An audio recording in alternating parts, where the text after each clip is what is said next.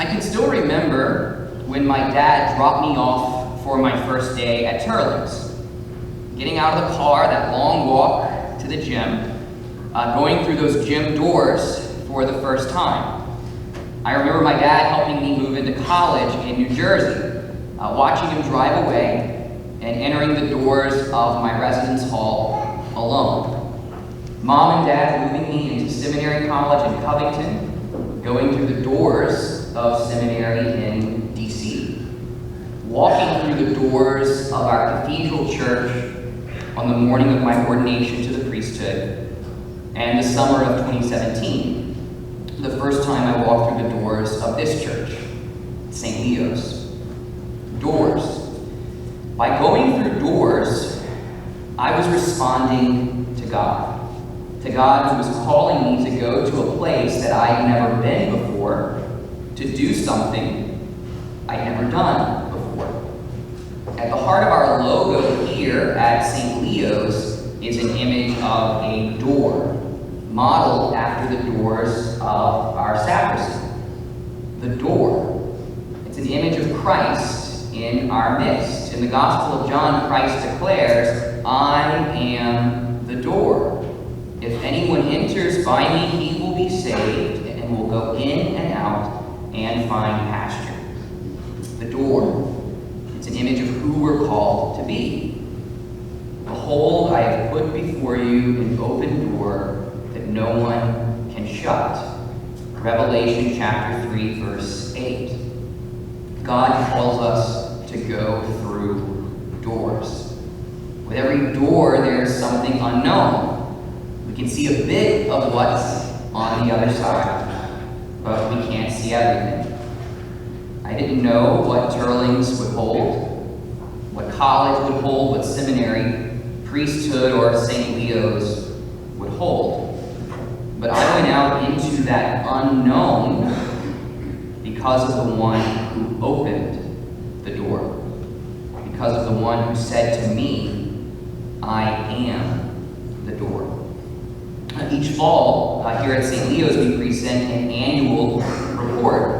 Members of our parish and finance councils will hand out these reports following Mass today.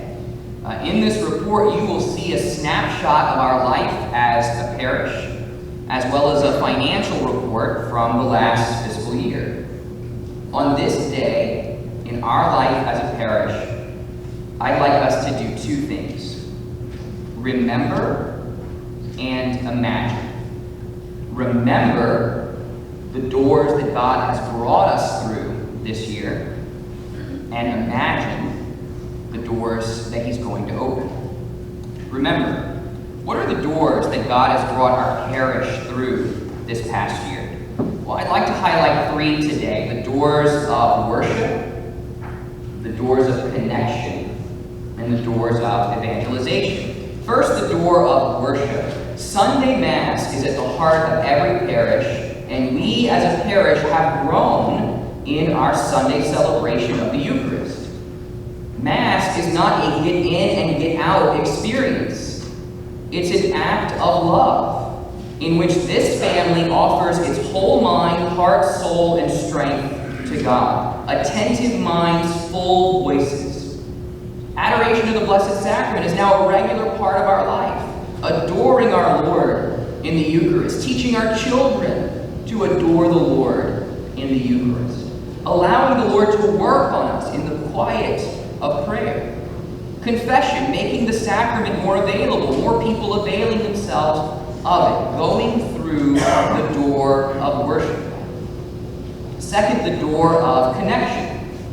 God calls parishioners to know each other, to love each other, to challenge each other, and to support each other, and we have responded to that call. Fellowship after weekend masses, soup after Stations of the Cross, our new middle school youth group. We're putting names to faces, stories to names. We are becoming a community, not just folks who happen to occupy the same space on Sunday morning. Over the last few months, I've heard from parishioners, I've heard from visitors. I feel at home here. I feel welcome here. Third, the door of evangelization. I heard a story the other day about one of our parishioners at the store. She noticed a lady who seemed sad, like she had been crying. She approached her, started chatting with her. This woman had lost her husband, and it was the anniversary of his death. Our parishioner, the lady told our parishioner that she didn't know where to go. And our parishioner said, "I know the perfect place. Come with me to St. Leo's." I've heard stories like this 3 or 4 times over the last couple of months. And I'm sure that there are many more that I haven't heard.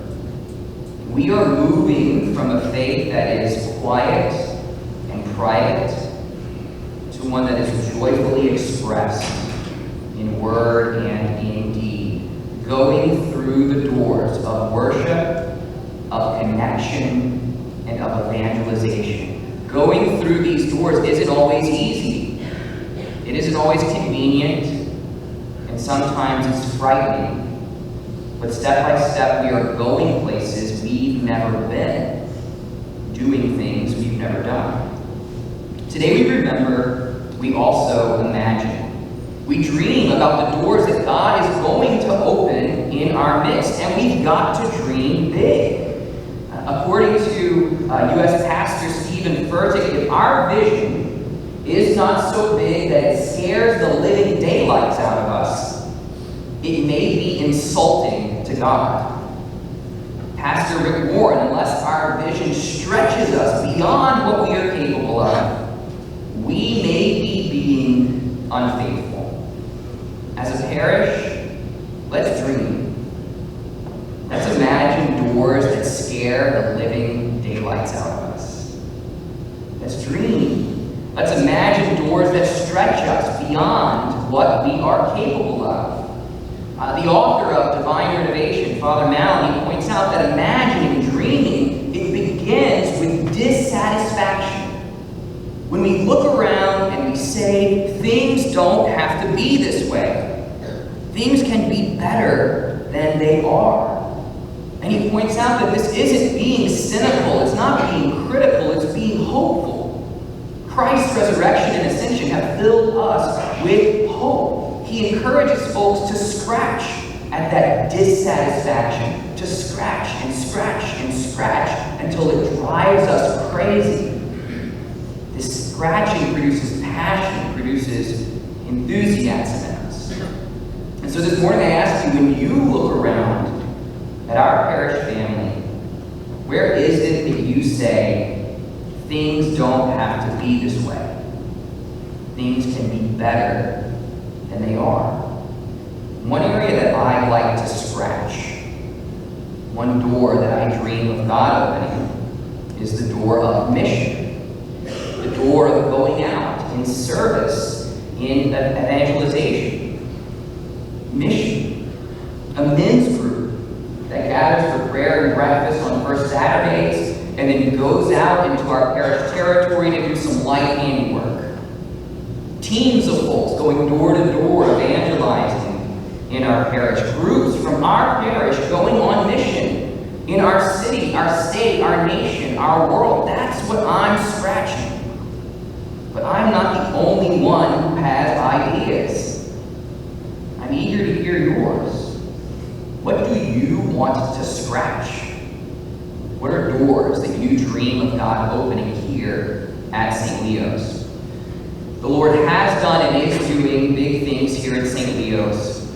And these big things are happening because we are cooperating with Him, being generous with our time, our personal gifts, and our finances. Today I ask you not only to remember, not only to imagine, but to renew your commitment to that spirit of generosity. In particular, I invite you to take this week, this month, to discern your financial offering, your family's financial offering to our parish church. Know that I don't ask anything of you that I don't first ask of me. In this light, after careful discernment, I have decided to increase my monthly offering to St. Leo's by $50. Why? In thanksgiving to God who has been generous to me, and because I believe in what God is doing here. Money isn't everything, but it's something. And without it, our ability to grow is severely limited. There are certain doors that won't be open. Had I not gone through those early doors in my life, Turlings, college, seminary, ordination to the priesthood, I'd have never made my way to this one. I'm so grateful for this life. I'm so grateful for this family. And I can't wait to see what God is going to do here. Does it scare the living daylights out of me sometimes? Sure.